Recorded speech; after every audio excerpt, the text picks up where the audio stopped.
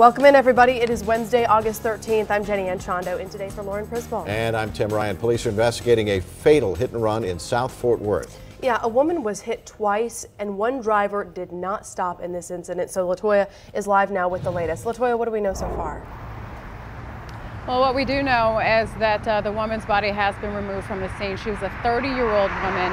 I'll get to more on what happened, but I want to show you what we're up against right now.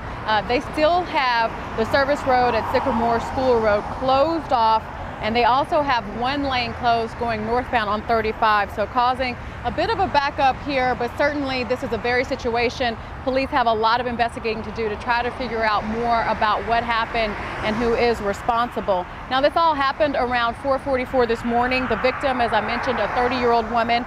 Here's what we know about her. Apparently, she was walking in the 7100 block of I-35 northbound when a Chrysler van hit her.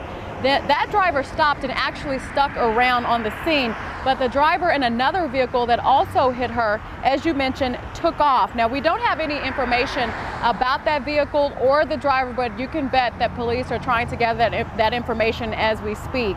This is still very early on in the investigation. We also met a guy who works next to the Miller Brewery here that is just off the service road, and he tells me he works next door to the brewery actually, and he's not able to get into work. He says no one is being allowed in or out, so it's also causing a number of problems, as you can imagine, as people start to head off to work here at 7:02 this Wednesday morning.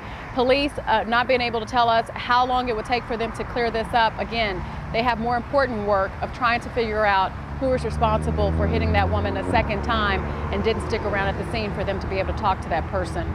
Reporting live in Fort Worth, I'm Latoya Silman for Good Day. Chip, back to you. Thank you so much, Latoya. A lot of folks are wondering how exactly you're going to be able to get around all of the main lanes through this area, because we're talking about a multi-mile backup, and I'm sorry, my sensors here of the TxDOT, my map system is actually recycling the information, but I can tell you the backup is heavy back into the Rendon-Crowley area around that interchange, a good 2 miles before you get to the actual incident site. So I've just marked off real quick some alternate routes that I would consider doing. You folks in Crowley over on the west side, take Crowley Road on the north all the way to Alta Mesa. Yes, you'll have to sit through some signal lights and some traffic jams there, but I think you'll move a little bit better there than if you were to go take the main lanes of I-35W. Folks in the Rendon area, taking Rendon Road all the way up through the Forest Hill community toward 20 would be a much better alternative than sitting in the main lanes. Now, you folks in Burleson, more than likely going to have to go ahead and think about taking the Chisholm Trail, possibly, especially you folks that live over in the Cleburne and Joshua area.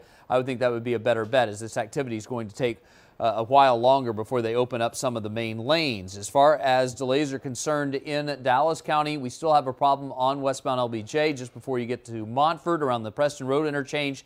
And with that right lane blocked, the backup has stayed consistently heavy to 75 Central, and the ramps from 75 Central have overloaded just a bit, especially the southbound transition with the backup that has almost grown onto the main lane.